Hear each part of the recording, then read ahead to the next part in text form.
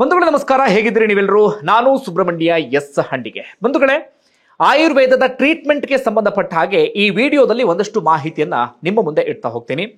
ಆಯುರ್ವೇದದ ಬಗ್ಗೆ ಸಾಕಷ್ಟು ವರ್ಷದಿಂದ ನಾವೆಲ್ಲರೂ ಕೂಡ ಮಾತಾಡ್ತಾ ಇದ್ದೇವೆ. ಇತ್ತೀಚೆಗೆ ಹೆಚ್ಚು ಪ್ರಚಲಿತ ಆಗ್ತಾ ಇದೆ. ತುಂಬಾ ಆರೋಗ್ಯ ಸಮಸ್ಯೆಗೆ ನಿಮಗೆ ಆಯುರ್ವೇದದಲ್ಲಿ ಟ್ರೀಟ್ಮೆಂಟ್ ಸಿಗ್ತಾ ಇದೆ. ಎಷ್ಟೋ ಜನ ಅದರಿಂದ ಪರಿಹಾರವನ್ನ ಕಂಡುಕೊಂಡಿದ್ದಾರೆ. ಇದೀಗ ನಾನು ತಕ್ಷಣ ಆಯುರ್ವೇದ ಆಸ್ಪತ್ರೆಯಲ್ಲಿದ್ದೇನೆ. ಈ ಆಸ್ಪತ್ರೆಯ ಹೆಗ್ಗಳಿಕೆ ಅಂದ್ರೆ ಇಲ್ಲಿಯ ರಿಸಲ್ಟ್ ಬಹಳ ಚೆನ್ನಾಗಿರುತ್ತೆ. ಜೊತೆಗೆ ಇಲ್ಲೇ ಔಷಧಿಯನ್ನ ತಯಾರಿಸಿ ನಿಮ್ಮ ಆರೋಗ್ಯ ಸಮಸ್ಯೆಯನ್ನ ಕಂಡು ಹಿಡಿದು ಅದಕ್ಕೆ ಪರಿಹಾರವನ್ನ ಕೊಡ್ತಾರೆ. ಹಿಂದಿನ ಎಪಿಸೋಡ್ ನಲ್ಲಿ ಬೇರೆ ಬೇರೆ ವಿಚಾರಕ್ಕೆ ಸಂಬಂಧಪಟ್ಟಾಗ ಮಾತಾಡಿದ್ದೆ. ಈ ಎಪಿಸೋಡ್ ನಲ್ಲಿ ಪರ್ಟಿಕ್ಯುಲರ್ ಆಗಿ ಗ್ಯಾಸ್ಟ್ರಿಕ್ಗೆ ಸಂಬಂಧಪಟ್ಟಾಗ ಮಾತಾಡ್ತಾ ಹೋಗೋಣ. ಯಾಕೆ ಅದ್ರ ಬಗ್ಗೆ ಮಾತಾಡಬೇಕು ಅಂದ್ರೆ ವಿಪರೀತ ಎನ್ನುವ ಹಂತಕ್ಕೆ ಹೋಗಿಬಿಟ್ಟಿದೆ. ಇತ್ತೀಚೆಗಂತೂ ಜನರ ಜೀವನ ಶೈಲಿ ಕಾರಣಕ್ಕೆ ಅಥವಾ ಬೇರೆ ಬೇರೆ ಕಾರಣಗಳಿಗಾಗಿ ವಿಪರೀತ ಎನ್ನುವ ಹಂತಕ್ಕೆ ಹೋಗಿದೆ. ಒಮ್ಮೆನಾದ್ರೂ ಗ್ಯಾಸ್ಟ್ರಿಕ್ ನಿಮ್ಮ ದೇಹದ ಒಳಗಡೆ ಎಂಟ್ರಿ ಕೊಡ್ತು ಅಂತಾದ್ರೆ ಅದು ಬೇರೆ ಬೇರೆ ಸಮಸ್ಯೆಗಳಿಗೆ ಕಾರಣ ಆಗ್ತಾ ಹೋಗುತ್ತೆ. ತಕ್ಷಣ ಆಯುರ್ವೇದ ಆಸ್ಪತ್ರೆಯಲ್ಲಿ ಅದಕ್ಕೆ ಪರಿಹಾರ ಇದೆ. ಮೊದಲು ಹಾಗಾದ್ರೆ ಏನಿದು ಗ್ಯಾಸ್ಟ್ರಿಕ್, ಇದಕ್ಕೆ ನಾವು ಅವಾಯ್ಡ್ ಮಾಡೋದು ಹೇಗೆ, ಇದಕ್ಕೆ ಇಲ್ಲಿರುವಂತ ಪರಿಹಾರ ಏನು, ಅದಕ್ಕೆ ಸಂಬಂಧಪಟ್ಟಾಗ ಮಾತಾಡೋಣ. ಡಾಕ್ಟರ್ ಲಕ್ಷ್ಮಿ ಅವರು ನಮ್ಮ ಜೊತೆಗಿದ್ದಾರೆ. ಮೇಡಮ್, ಕಾರ್ಯಕ್ರಮಕ್ಕೆ ಆತ್ಮೀಯ ಸ್ವಾಗತ. ಮೊದಲಿಗೆ ಗ್ಯಾಸ್ಟ್ರಿಕ್ ವಿಚಾರಕ್ಕೆ ಬರ್ತೀನಿ. ಏನಿದು ಆರೋಗ್ಯ ಸಮಸ್ಯೆ? ಯಾರು ನೋಡಿದ್ರು ಹೇಳ್ತಾ ಇರ್ತಾರೆ. ಇವನ್ ನಾನು ಒಂದು ಸ್ವಲ್ಪ ಟೈಮ್ ಇದರಿಂದ ಒದ್ದಾಡಿದ್ದೆ, ಸಾಕಷ್ಟು ಜನ ಇದರಿಂದ ಬಳಲ್ತಿರ್ತಾರೆ. ಏನದು ಸಮಸ್ಯೆ ಅಂತ? ಸಿ ಗ್ಯಾಸ್ಟ್ರಿಕ್ ಅಂತ ಹೇಳೋದು again coming next to hair fall, that is one big topic where people every one is suffering from gastric issue ಅಂತ ಹೇಳಿ. ಸೊ ಅದಕ್ಕೂ ಮುಖ್ಯ ಕಾರಣ ಮೇನ್ ಆಗಿ ಡಯಟ್ ಅಂತಾನೆ ಹೇಳ್ಬೋದು.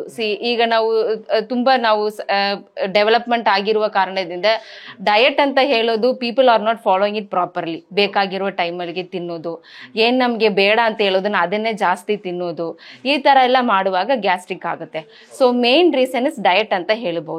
ಲೈಕ್ ಹೆಚ್ಚಿಗೆ ಗ್ಯಾಸ್ಟ್ರಿಕ್ ಐಟಮ್ಸ್ ಲೈಕ್ ಆಲೂಗಡ್ಡೆ ಆಗಿರ್ಬೋದು, ಅವ್ರಿಗೆ ಗೊತ್ತಿರುತ್ತೆ ಅದನ್ನ ತಗೋಬಾರದು ಅಂತ ಹೇಳಿ, ಬಟ್ ಆದ್ರೂ ಆ ಟೇಸ್ಟ್ಗೆ ಒಂದು ತಗೊಳ್ಳೋದು. ಕಾಲಿಫ್ಲವರ್ ತಗೊಳ್ಳೋದು, ಕ್ಯಾಬೇಜು, ತೊಗರಿಬೇಳೆ ಇಸ್ ಎ ಮೇನ್, ಅದು ಒಂದು ಮೇನ್ ಪದ್ಧತಿ ಗ್ಯಾಸ್ಟ್ರಿಕ್ ಜಾಸ್ತಿ ಆಗೋಕೆ. ಬಟ್ ಜನ ಏನ್ ಹೇಳ್ತಾರೆ, ಅದನ್ನೇ ನಾವು ಬೆಳೆಸೋದಲ್ಲ ಮೇಡಮ್, ಅದ್ ಹೆಂಗ್ ನಿಲ್ಸೋದು ಅಂತ ಹೇಳಿ. So that is one of the reason. ಅದೇ ತರ ಬಾಳೆಕಾಯಿ, ಶೇಂಗಾ ಬೀಜ ಇದೆಲ್ಲ ತಗೊಳ್ಳುವಾಗ ಅದನ್ನೇ ಜಾಸ್ತಿ ಯೂಸ್ ಮಾಡ್ತಾರೆ ಅಡಿಗೆಯಲ್ಲಿ. ಸೊ ಅದು ಚಿಕ್ಕದಾಗಿರುವ ಗ್ಯಾಸ್ಟ್ರಿಕ್ ಇಶ್ಯೂನು ಜಾಸ್ತಿ ಮಾಡುತ್ತೆ ಅಂತ. ಅದು ಒಂದು. Second, dietetic healthy life style ನಾವು ಯಾವಾಗ ಫಾಲೋ ಮಾಡಿಲ್ವೋ, ನಮ್ದು ಯಾವಾಗ ಫಿಸಿಕಲ್ ಎಕ್ಸಸೈಸ್ ಕಮ್ಮಿ ಆಗುತ್ತೋ ಆವಾಗ ನಮ್ದು ಮೆಟಬಾಲಿಸಮ್ ಹಾಳಾಗುತ್ತೆ. ಸೊ ಅದರಿಂದ ಗ್ಯಾಸ್ಟ್ರಿಕ್ ಇಶ್ಯೂಸ್ ನಮಗೆ ಜಾಸ್ತಿ ಆಗುತ್ತೆ. Another is like more intake of pain killer medicines like Dolo ಆಗಿರ್ಬೋದು. ಸುಮ್ನೆ ಒಂದು ನೋವು ಬಂದ್ರೆ ಡೋಲೋ ಹಾಕೋದು, ಈ ತರ ತುಂಬಾ ಯಾರದು ನಾಲೆಜ್ ಇಲ್ಲ ಆದ್ರೆ, ಒಂದು ಡಾಕ್ಟರ್ದು ಕನ್ಸಲ್ಟೇಷನ್ ಇಲ್ಲ ಆದ್ರೆ taking of medicines like pain killer ಆಗ್ಬೋದು, ಸ್ಟೀರಾಯ್ಡ್ಸ್ ಆಗ್ಬೋದು, more intake of antibiotics, this also will causes gastric issue. And stress, depression, this and all will causes indirectly gastric issue. ಅದು ಆರಂಭ ಕಾಲದಲ್ಲಿ ಗ್ಯಾಸ್ಟ್ರಿಕ್ ಅಂತಾನೆ ಇರುತ್ತೆ. When it is not treated properly, when people are not taking care on that, next it will go in to acidity. ಅದಾದ್ಮೇಲೆ it will lead to IBS, Crohn's disease. ಆ ತರ ತುಂಬಾ stages ಇದೆ. ಸೊ ಅದು ಒಂದರಿಂದ ಒಂದು ಅಂತ ಹೋಗ್ತಾನೆ ಇರುತ್ತೆ. ಸೊ ಅದು ರಿಲೇಟೆಡ್ ಆಗಿ ಏನ್ ಸಿಂಪ್ಟಮ್ಸ್ ಇರುತ್ತೆ ಅಂತ ಹೇಳಿದ್ರೆ, ಬ್ಲಾಟಿಂಗ್ ಆಫ್ ಅಬ್ಡಮನ್ ಆಗ್ಬೋದು, ತೇಗು ಬರ್ತಾನೆ ಇರುತ್ತೆ, ಫಾಟ್ ಪಾಸ್ ಆಗ್ತಾನೆ ಇರುತ್ತೆ, ಸರಿಯಾಗಿ ಜೀರ್ಣ ಆಗಲ್ಲ, ಇಂಡೈಜೆಷನ್ ತರ ಆಗುತ್ತೆ, ಹಸಿವು ಸರಿಯಾಗಿ ಆಗೋದಿಲ್ಲ, ನಾಲ್ಗೆ ಮೇಲೆ ಕೋಟಿಂಗ್ ಇರುತ್ತೆ, ಎದೆಯಲ್ಲಿ ಉರಿ ಆಗುತ್ತೆ. So these are all the symptoms. ಈ ತರ ಇದ್ರೆ people are facing gastric issue ಅಂತ ಹೇಳ್ಬಹುದು.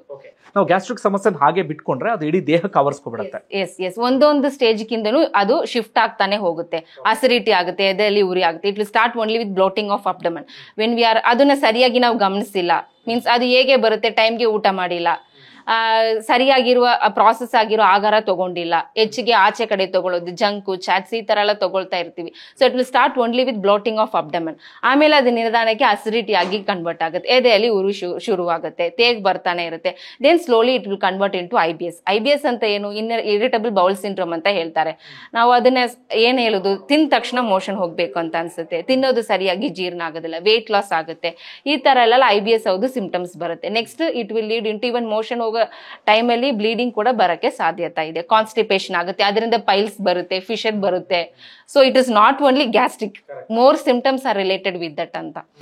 ಅಂದ್ರೆ ಮೈನ್ ರೀಸನ್ ಏನಂತ ಹೇಳ್ತಾ ಇದ್ರೆ, ಒಂದು ಸ್ಟ್ರೆಸ್ ಗ್ಯಾಸ್ಟ್ರಿಕ್ ಕಾರಣ ಆಗುತ್ತೆ, ಮತ್ತೊಂದು ನಮ್ಮ ಲೈಫ್ ಸ್ಟೈಲ್, ಅದರಲ್ಲಿ ತುಂಬಾ ಈ ವರ್ಕ್ ಪ್ರೆಷರ್ ಅಥವಾ ಬೇರೆ ಬೇರೆ ಕಾರಣಗಳಿಗಾಗಿ ಊಟನ ಸ್ಕಿಪ್ ಮಾಡ್ತಾನೆ ಹೋಗ್ತಾರೆ. ಈಗ 2 ಗಂಟೆ ಮಾಡಬೇಕು, 3 ಗಂಟೆ 4 ಗಂಟೆ, ಇದು ಹಾಗಾದ್ರೆ ಗ್ಯಾಸ್ಟ್ರಿಕ್ ಕಾರಣ ಆಗುತ್ತೆ. ಹೌದು, ಖಂಡಿತ 100% ಆಗಿ ಆಗುತ್ತೆ. ಯಾವಾಗ ನಾವು ಊಟ ಟೈಮ್ ತಪ್ಪಿ ಮಾಡ್ತೀವೋ ಅದು ಖಂಡಿತ ಗ್ಯಾಸ್ಟ್ರಿಕ್ಗೆ ಒಂದು ಮೇನ್ ರೀಸನ್ ಆಗುತ್ತೆ. Along with our life style. Okay, ಹಾಗಾದ್ರೆ ಆಯುರ್ವೇದದಲ್ಲಿ ಅದಕ್ಕೆ ಪರಿಹಾರ ಇದೆಯಾ ಗ್ಯಾಸ್ಟ್ರಿಕ್? ಖಂಡಿತ ಪರಿಹಾರ ಇದೆ. ಔಷಧಿಯಲ್ಲಿನೂ ಪರಿಹಾರ ಇದೆ, ಪ್ಲಸ್ ಮೇನ್ ಪರಿಹಾರ ಅದಕ್ಕೆ ನಮ್ಗೆ ಡಯಟ್, ಲೈಫ್ ಸ್ಟೈಲ್, ಮೂರನೇದು ಔಷಧಿ. ನಾವು ಎಷ್ಟೇ ಔಷಧಿ ಕೊಟ್ಟರು ಕೂಡ ಡಿಟಾಕ್ಸ್ ಎಲ್ಲ ಮಾಡಿ ಔಷಧಿನೂ ಕೊಟ್ಟರು again when they are not properly following the diet and life style ಮತ್ತೆ ಗ್ಯಾಸ್ಟ್ರಿಕ್ ಬರಕ್ಕೆ ಸಾಧ್ಯತೆ ಇದೆ. ಓಕೆ, ನಿಮ್ಮಲ್ಲಿ ಪರ್ಟಿಕ್ಯುಲರ್ ತಕ್ಷಣ ಆಯುರ್ವೇದ ಆಸ್ಪತ್ರೆಯಲ್ಲಿ ಏನಿದೆ ಪರಿಹಾರ ಗ್ಯಾಸ್ಟ್ರಿಕ್? ಅಂದ್ರೆ ನಾನು ವಿಪರೀತ ಹಂತಕ್ಕೆ ಹೋಗಿಬಿಟ್ಟಿದ್ದೇನೆ, ಆ ಲೆವೆಲ್ಗೆ ಬರುವಂತ ಪೇಷಂಟ್ಸ್ ಗಳಿಗೆ main treatment is detoxification treatment. ಶರೀರ ಶುದ್ಧೀಕರಣ ತುಂಬಾ ಮುಖ್ಯ ಈ ತರ ಇರುವ ಪೇಷಂಟ್ಗೆ. ಯಾಕಂದ್ರೆ ಹೇಳಿದ್ರೆ their organ functionality will not be proper. Main thing liver ಅಂತ ಹೇಳೋದು ನಮ್ದು ಮೆಟಬಾಲಿಸಮ್ಗೆ ತುಂಬಾ ಮುಖ್ಯವಾದ ಒಂದು ಆರ್ಗನ್. ಅದರಿಂದನೇ ನಮಗೆ ಡೈಜೆಸ್ಟಿವ್ ಎನ್ಸೈಮ್ಸ್ ಎಲ್ಲ ಬರುತ್ತೆ. ಸೊ ಅದೇ ಸರಿಯಾಗಿ ಫಂಕ್ಷನ್ ಆಗ್ತಾ ಇಲ್ಲ ಅಂತ ಹೇಳುವಾಗ ಇಟ್ ವಿಲ್ ಬಿ ಲೀಡಿಂಗ್ ಅದು ಫ್ಯಾಟಿ ಲಿವರ್ ಆಗಿರಬಹುದು. ಸೊ ಅದನ್ನ ಫಸ್ಟ್ ನಾವು ಸರಿ ಮಾಡ್ಕೋಬೇಕು. So first organ cleansing is very very important. So will be starting the treatment from the basic. So detoxification ಅಂತ ಹೇಳೋದು ಶರೀರ ಶುದ್ಧೀಕರಣ. So mainly will be concentrating on organ cleansing. ರಕ್ತ ಶುದ್ಧೀಕರಣ ಮಾಡ್ತೀವಿ, ಆರ್ಗನ್ ಕ್ಲಿನ್ಸಿಂಗ್ ಕೂಡ ಮಾಡಕ್ಕೆ ಶುರು ಮಾಡ್ತೀವಿ. ಲೈಕ್ ಲಿವರ್, ಅದನ್ನ ಅಸೋಸಿಯೇಟೆಡ್ ಪ್ಯಾಂಕ್ರಿಯಾಸು, ಸ್ಪ್ಲೀನು, ಕರಳುಗಳು, stomach, large intestine, small intestines, ಇದೆಲ್ಲಾನು cover ಮಾಡ್ಕೊಂಡು ಬರ್ತೀವಿ. ಸೊ ಒನ್ಸ್ ಅದು ಯಾವಾಗ ಶುದ್ಧೀಕರಣ ಆಗುತ್ತೋ, ಯಾವಾಗ ಅದರೊಂದು ಫಂಕ್ಷನಾಲಿಟಿ ಜಾಸ್ತಿ ಆಗುತ್ತೋ, then the problems like gastric ಆಗಿರ್ಬೋದು, ಅಸಿಡಿಟಿ ಆಗಿರ್ಬೋದು, IBS will come down. So ಶರೀರ ಶುದ್ಧೀಕರಣ is very important. So that includes virechan also, like ಬೇದಿ treatment where will giving internal medicines so that ಕರಳುಗಳು ಕ್ಲೀನ್ ಆಗ್ತಾ ಹೋಗುತ್ತೆ. ಸೊ ಅದರಿಂದ ನಮಗೆ ಗ್ಯಾಸ್ಟ್ರಿಕ್ ಕಮ್ಮಿ ಮಾಡಬಹುದು. When there is more acidity also we will be doing vamana, vomiting procedure ಹೇಳೋದು. ನಾವೇ ಇಲ್ಲಿ ಪೇಷಂಟ್ ನ ಕರ್ಕೊಂಡು ನಮ್ದು ಡಾಕ್ಟರ್ ಅಬ್ಸರ್ವೇಷನ್ ಅಲ್ಲಿನೇ ಫ್ರೆಶ್ ಆಗಿ ಪ್ರಿಪೇರ್ ಮಾಡುವ ಮೆಡಿಸಿನ್ಸ್ ಕೊಟ್ಟು ವಮನ ಮಾಡಿಸ್ತೀವಿ. ವೇರ್ ದಟ್ ಎಕ್ಸೆಸಿವ್ ಪಿತ್ತ will come out so that all these symptoms like gastric and acidity will come down anta. Then we will be giving medicines like kashaya, churna, ಲೇಹ್ಯ ಅಂತರ ಹೇಳಿ ನಾವೇ ready ಮಾಡುವ medicines ಕೊಡ್ತೀವಿ ಅವರಿಗೆ. Okay, ಇದ್ರ ಜೊತೆ ನಾನು ಇನ್ನೊಂದು ಸಮಸ್ಯೆನ ಸೇರಿಸ್ತೇನೆ. ಈಗ ಒಂದು 30+ ಆಗ್ತಾ ಇದ್ದ ಹಾಗೆ ಗಂಡು ಮಕ್ಕಳಿಗೆ ವಿಪರೀತ ಹೊಟ್ಟೆ ಬರುತ್ತೆ. ಒಂದಷ್ಟು ಜನಕ್ಕೆ ಅದು ಸಮಸ್ಯೆ ಅನ್ಸೋದಿಲ್ಲ, ಒಂದಷ್ಟು ಜನಕ್ಕೆ ಸಮಸ್ಯೆ ಅನ್ಸೋದಕ್ಕೆ ಶುರುವಾಗುತ್ತೆ, ಒಂದಷ್ಟು ಜನ ಅದರಿಂದ ಮುಜುಗರ ಅನುಭವಿಸ್ತಾರೆ ಅಥವಾ ಬೇರೆ ಬೇರೆ ರೀತಿಯಲ್ಲಿ. ಏನ್ ರೀಸನ್ ಮೇಡಮ್ ಈ ತರ ಹೊಟ್ಟೆ ಬರೋದಕ್ಕೆ? One will be that their lifestyle is not proper ಅಂತ, and second is due to fatty liver. When their organ functionality is not good, it causes ಹೊಟ್ಟೆ ಮೀನ್ಸ್ ಟಮ್ಮಿ ಬರೋದು. ಥರ್ಡ್ ರೀಸನ್ ಇಸ್ ಗ್ಯಾಸ್ಟ್ರಿಕ್ ಇಂದನೂ ಆಗುತ್ತೆ. Fourth reason is when there like there alcoholic ಆಗಿರ್ಬಹುದು. ಈ ತರ reasons ಅಲ್ಲಿನೂ ಹೊಟ್ಟೆ ಬರಕ್ಕೆ ಸಾಧ್ಯತೆ ಇದೆ. ಓಕೆ, ತುಂಬಾ ಜನಕ್ಕೆ ನಾನು ಆಗ್ಲೇ ಹೇಳ್ತಾ ಇದ್ದೆ, ಅದು ಒಂದು ಆರೋಗ್ಯ ಸಮಸ್ಯೆ ಅಂತ ಅನ್ಸೋದಕ್ಕೆ ಶುರುವಾಗುತ್ತೆ. ಆ ರೀತಿಯಾಗಿ ಸಮಸ್ಯೆ ಇದ್ದಂತವರಿಗೆ ಆಯುರ್ವೇದದಲ್ಲಿ ಪರಿಹಾರ ಇದೆಯಾ? ಹೇಗೆ? ಖಂಡಿತ ಪರಿಹಾರ ಇದೆ. ನಾವು ಹೇಳುವ ತರ ಡಿಟಾಕ್ಸಿಫಿಕೇಶನ್ ಟ್ರೀಟ್ಮೆಂಟ್ ಮಾಡ್ಕೊಳ್ಳೋದು, ಫಿಸಿಕಲ್ ಎಕ್ಸರ್ಸೈಸಿಂಗ್ ಮಾಡ್ಕೊಳ್ಳೋದು, ವಾಕಿಂಗ್, ಜಿಮ್, ವರ್ಕೌಟ್ಸ್, ಡಯಟ್ ಇದೆಲ್ಲ ಮಾಡಿದ್ರೆ ಖಂಡಿತ ಅದನ್ನು ಕೂಡ ಸರಿ ಮಾಡಬಹುದು. ಓಕೆ, ನಾನು ಮುಂದಿನ ಎಪಿಸೋಡ್ ನಲ್ಲಿ ಮತ್ತೊಂದು ವಿಚಾರ ಜೊತೆ ನಿಮ್ಮ ಮುಂದೆ ಬರ್ತೀನಿ. Thank you so much.